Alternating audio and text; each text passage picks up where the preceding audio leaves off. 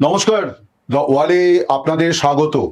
আজকের বিষয়, ভারত কেন শেখ হাসিনাকে প্রকাশ্যে কথা বলতে দিল।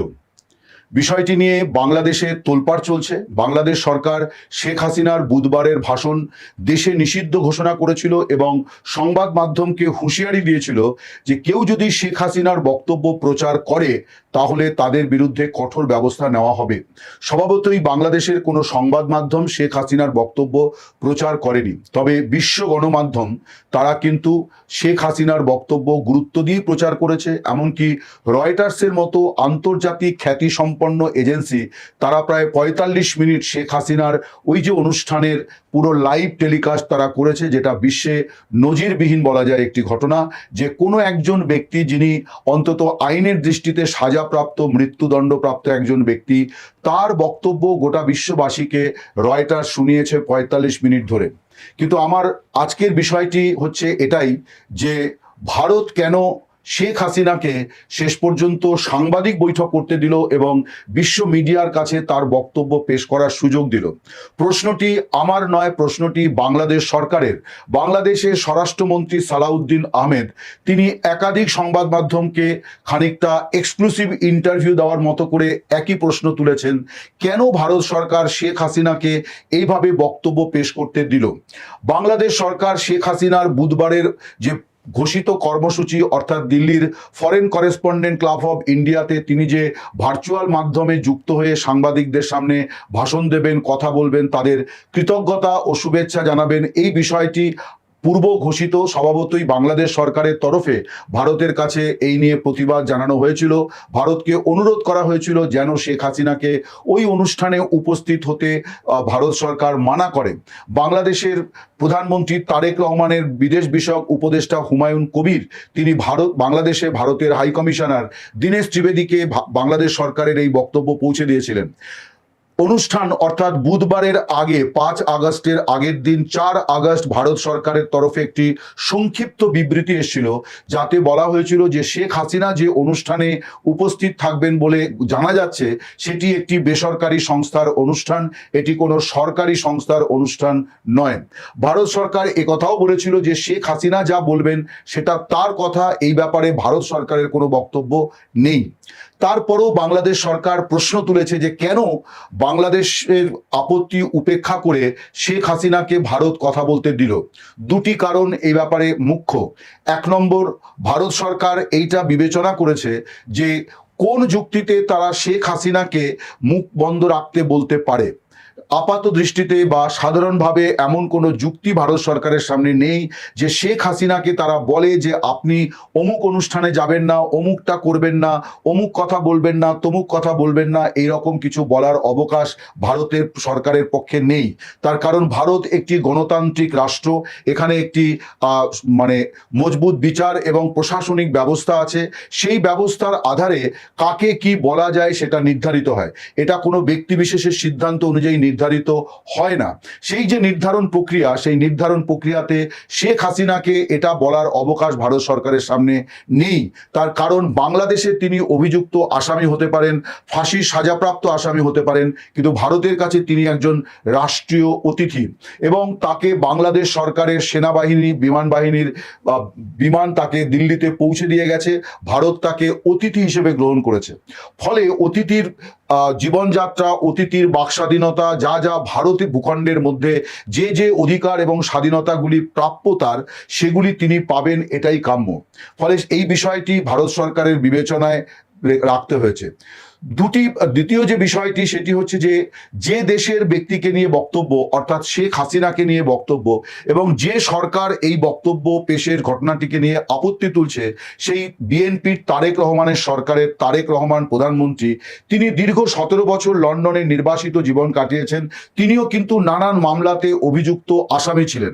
হয়তো তার মৃত্যুদণ্ডের সাজা ছিল না, কিন্তু যাবজ্জীবন কারাবাসের সাজা ছিল। কিন্তু তিনি লন্ডনে বসে দিনের পর দিন ঘরোয়া রাজনীতি নিয়ে, বাংলাদেশের অভ্যন্তরীণ রাজনীতি নিয়ে তিনি কথা বলেছেন এবং তাকে সেই কথা বলার অধিকার কিন্তু তিনি পেয়েছিলেন যখন শেখ হাসিনা বাংলাদেশের প্রধানমন্ত্রী ছিলেন। ফলে তারেক রহমান যদি লন্ডন থেকে তার দেশের রাজনীতি করতে পারেন, দল পরিচালনা করতে পারেন, দিনের পর দিন ভার্চুয়াল মাধ্যমে জনসভায় ভাষণ দিতে পারেন, তাহলে কেন শেখ হাসিনা সাংবাদিকদের সামনে দু কথা বলতে পারবেন না। এটা একটা বড় যুক্তিপূর্ণ বিষয়, যেটাও ভারত সরকারকে বিবেচনায় রাখতে হয়েছে। যে তারেক রহমান, যার সরকার শেখ হাসিনার বক্তব্য দেওয়া নিয়ে আপত্তি তুলছে, সেই তারেক রহমান স্বয়ং 17 বছর লন্ডন থেকে কিন্তু বাংলাদেশে রাজনীতি করেছেন এবং নির্বাচনের প্রাক্কালে দেশে ফিরে প্রধানমন্ত্রী হয়ে গিয়েছেন। ফলে তারেক রহমান যদি লন্ডন থেকে বাংলাদেশে রাজনীতি করতে পারেন, শেখ হাসিনা কেন দিল্লিতে সাংবাদিকদের সামনে এই কথা বলতে পারবেন না যে তার প্রতি অন্যায় করা হচ্ছে বাংলাদেশে? তিনি যে কথাগুলি বলেছেন কোনোটাই তিনি কিন্তু বাংলাদেশ বিরোধী বা বাংলাদেশ রাষ্ট্রের বিরুদ্ধে কোনো কথা বলেননি। তিনি কয়েকটি দল, কয়েকজন ব্যক্তির সিদ্ধান্তের কথা বলেছেন। তিনি সিস্টেম নিয়ে প্রশ্ন তুলেছেন। তিনি বলেছেন যে তার যে বিচার হয়েছে সেই বিচার কতটা অনৈতিক, কতটা অন্যায্য এবং কতটা বিচারহীনতা সেই বিচার। তিনি এই কথা বলেছেন। তিনি বলেছেন তার দলকে কি অন্যায়ভাবে তাদের কার্যক্রম নিষিদ্ধ করে রাখা হয়েছে। তিনি বলেছেন যে তার দেশের নাগরিকরা তারা বাক স্বাধীনতা হারিয়েছে, তাদের গণতান্ত্রিক অধিকার নেই। দিনের পর দিন আওয়ামী লীগের নেতা কর্মীদের জেলে পোড়া হচ্ছে, হত্যা করা হচ্ছে। সাধারণ মানুষের যে নিপীড়ন নির্যাতনের মধ্যে সাধারণ মানুষের জীবনযাত্রা যেভাবে একটা বিপর্যয়ের মুখোমুখি হয়েছে, তিনি সেই কথাগুলি বলেছেন। আর বলেছেন তার সময়তে তিনি কিভাবে বাংলাদেশকে গড়ে তোলার চেষ্টা করেছিলেন, কোন জায়গায় বাংলাদেশকে তুলে এনেছিলেন এবং সেখান থেকে কিভাবে বাংলাদেশ পিছিয়ে যাচ্ছে, এই কথাটি শেখ হাসিনা সেদিনের ভাষণে বলেছেন। এই কথার মধ্যে একজন দেশপ্রেমিকের কথাই আছে, যিনি তার নিজের দেশকে ভালোবাসেন। সেই দেশের ভালোবাসা, দেশের প্রতি তার যে ভালোবাসা, তার যে দায়িত্ব কর্তব্যের কথা তিনি বলেছেন, যে কিভাবে এই দেশকে তিনি পুনর্নির্মাণ করতে চান। এটার মধ্যে দেশ বিরোধী কোনো বক্তব্য কারো পক্ষেই খুঁজে পাওয়া সম্ভব নয়, যদি না তিনি রাজনৈতিক প্রতিহিংসার দৃষ্টিভঙ্গি থেকে এই তার শেখ হাসিনার ভাষণকে বিচার করেন। 2 নম্বর যে বিষয়টি, মানে আরো যে একটি বিষয় ভারত সরকারের বিবেচনায় আছে বলে আমার অন্তত মনে হয়, সেটি হচ্ছে যে তারেক রহমান সরকারের বক্তব্যই বা ভারত সরকার কেন এতটা গুরুত্ব দেবে যে তারা কাকে কি বলতে দেবে, সেটা তারেক রহমানের সরকারের আর্জি হোক বা দাবি হোক বা অভিযোগই হোক, কেন ভারত সরকার সেই কথা শুনতে যাবে? তার কারণ ভারত সরকারের সঙ্গে বাংলাদেশের বিভিন্ন সময়তে যে প্রশাসনিক প্রধান যারা ছিলেন, অন্তর্বর্তী সরকারের সময় মোহাম্মদ ইউনূসের সরকারের সঙ্গে ভারত সরকারের যে আলাপ আলোচনাগুলি হয়েছিল, সেখানে বারে বারে তারা ইনক্লুসিভ ডেমোক্রেসি বা অন্তর্ভুক্তিমূলক গণতন্ত্র এবং ইনক্লুসিভ ইলেকশন অর্থাৎ অন্তর্ভুক্তিমূলক নির্বাচনের কথা বলেছিল। অর্থাৎ আওয়ামী লীগকে নিয়েই নির্বাচন করতে হবে, আওয়ামী লীগকে নির্বাচনে অংশ নেওয়া ছাড়াও তাকে রাজনৈতিক প্রক্রিয়াতে স্বাধীনভাবে অংশগ্রহণ করতে দিতে হবে। এগুলি ছিল ভারত সরকারের বক্তব্য। এই ধারাবাহিক বক্তব্য শেষে একটা পর্যায়ে ভারত সরকার আওয়ামী লীগকে ছাড়াও নির্বাচনের বিষয়ে কিন্তু সবুজ সংকেত দেয় বা তাদের অনিচ্ছাকে আড়াল করে বিএনপিকে তারা পূর্ণ সমর্থন দিয়েছিল, এই জন্যে যে বিএনপি বাংলাদেশে ক্ষমতায় এলে পরে অন্তত ভারতের পূর্ব প্রান্তে যে ইসলামিক জঙ্গিবাদ মাথাচাড়া দিচ্ছে, সেটাকে মোকাবিলা করা হয়তো খানিকটা সহজ হবে। কারণ জামায়াতে ইসলামীকে মোকাবিলার প্রধান শক্তি আওয়ামী লীগকে নির্বাচনে অংশ নিতে দেওয়া হয়নি।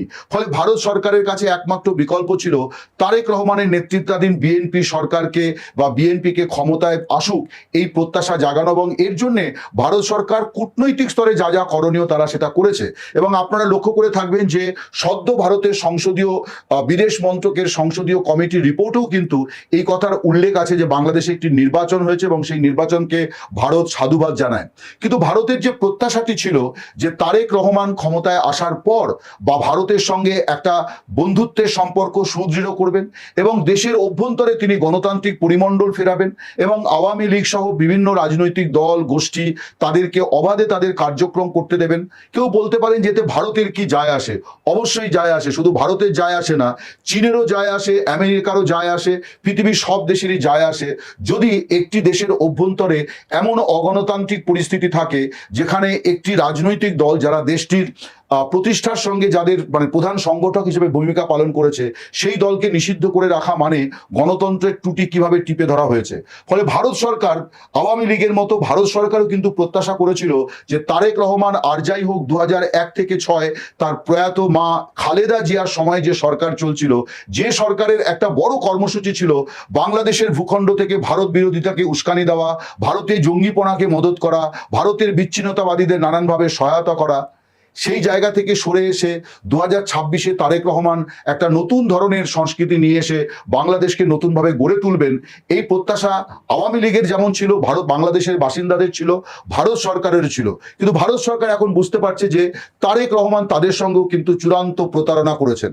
অর্থাৎ বিএনপি তারা নির্বাচনের আগে ঘরোয়া আলোচনায় ভারতের নেতৃবৃন্দের সঙ্গে তাদের যে কথাবার্তা, সেখানে যে প্রতিশ্রুতিগুলি তারা দিয়েছিল যে সংখ্যালঘুদের নিরাপত্তা নিশ্চিত করা হবে, এর কোনোটাই কিন্তু বিএনপি সরকার করছে না। বরং দেখা যাচ্ছে কোনো কোনো ক্ষেত্রে মোহাম্মদ ইউনূসের সরকারকে ছাপিয়ে যাচ্ছে বিএনপির নির্বাচিত সরকারের নিপীড়ন, নির্যাতন, সন্ত্রাস, এই ঘটনা ছাপিয়ে যাচ্ছে। স্বভাবতই ভারত সরকার বুঝতে পেরেছে যে তারেক রহমান শুধুমাত্র আওয়ামী লীগের সঙ্গে বেইমানি করলেন, শুধু বাংলাদেশের মুক্তিযুদ্ধকামী মানুষের সঙ্গে মুক্তিযুদ্ধের চেতনার পক্ষের মানুষের সঙ্গে বেইমানি করেছেন, শুধু সংখ্যালঘুদের সঙ্গে তারা প্রতারণা করেছেন। শুধু তাই নয়, ভারতের মতো নিকট প্রতিবেশী যারা যে কোনো আপদে বিপদে বাংলাদেশের পাশে থাকে, ঠিক এই মুহূর্তে বাংলাদেশে বিভিন্ন নিত্য প্রয়োজনীয় পণ্যের দাম এত আকাশ ছোঁয়া যে তারা ভারতের কাছে কিছু অতিরিক্ত পণ্য চেয়েছে, ডিজেল চেয়েছে, বিদ্যুৎ সংকট চূড়ান্ত সমস্যার জায়গায় চলে গেছে।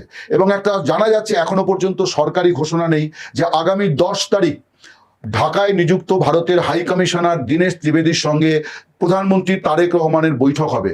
অবশ্যই সেই বৈঠক সৌজন্যমূলক বৈঠক হিসাবেই বলা হবে, কিন্তু জানা যাচ্ছে যে তারেক রহমান হঠাৎ করেই দীনেশ ত্রিবেদীকে ডেকে এই যে সৌজন্যের বৈঠকের আহ্বান জানিয়েছেন, তার কারণ তিনিও এখন অনেক ব্যাপারে হাত পাতবেন ভারতের কাছে। তার কারণ তার দেশে এখন যে অস্থির পরিস্থিতি, বিদ্যুৎ নেই, গ্যাস নেই, রাস্তাঘাটে যানবাহন নেই, ঘরে ঘরে অরন্ধন চলছে, কারণ মানুষ উনুন বা চুলা জ্বালাতে পারছেন না, এই যে পরিস্থিতি তৈরি হয়েছে, এবং আকাশ ছোঁয়া দাম। অতীতেও কিন্তু এমনকি মোহাম্মদ ইউনূসের সরকারের সময় যে সরকারের সঙ্গে ভারত খুব একটা কূটনৈতিক সম্পর্ক গড়তে চায়নি, সেই সরকারের সময়ও কিন্তু ভারত যে কোনো পরিস্থিতিতে বাংলাদেশকে সহায়তা করেছে।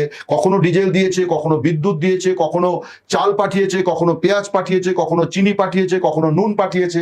কখনোই কিন্তু এই বিষয়গুলিকে দ্বিপাক্ষিক কূটনৈতিক টানাপোড়েনের মধ্যে ভারত টেনে আনেনি। কিন্তু দিল্লির কর্তৃপক্ষ মনে করছে, যেটা আমরা জানতে পারছি, যে তারা কিন্তু মনে করছে যে তারেক রহমান মোহাম্মদ ইউনূসের থেকেও অনেক বেশি প্রতারণা বা বেইমানি দিল্লির সঙ্গে করেছেন।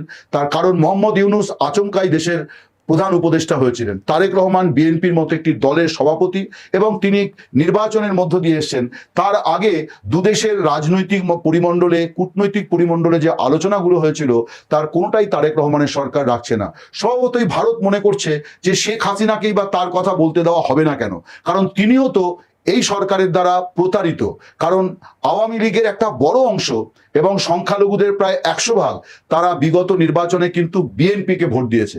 তারা দেশ বাঁচাতে চেয়েছিল, তারা মনে করেছিল যে জামায়াতে ইসলামী, এনসিপি এরা যদি ক্ষমতায় আসে বা অনেক বড় সংখ্যায় জাতীয় সংসদে ঢুকে পড়ে, তাহলে বাংলাদেশে জঙ্গিবাদ, মৌলবাদ আরো বড় আকারে মাথাচাড়া দেবে। স্বভাবতই আওয়ামী লীগের একটা বড় অংশ তারা কিন্তু বিএনপির জয়ে তাদের অবদান আছে, কিন্তু তাদের অনেকেই এখন এলাকায় নেই, এলাকায় থাকতে পারছেন না, অথবা জেলখানায় তাদের স্থান হয়েছে। এই পরিস্থিতিতে ভারত সরকারের পক্ষে শেখ হাসিনার মুখে লিকো প্লাস চেপে দেওয়ার কোনো অবকাশ ছিল না। নমস্কার, শুভরাত্রি, সকলে ভালো থাকবেন।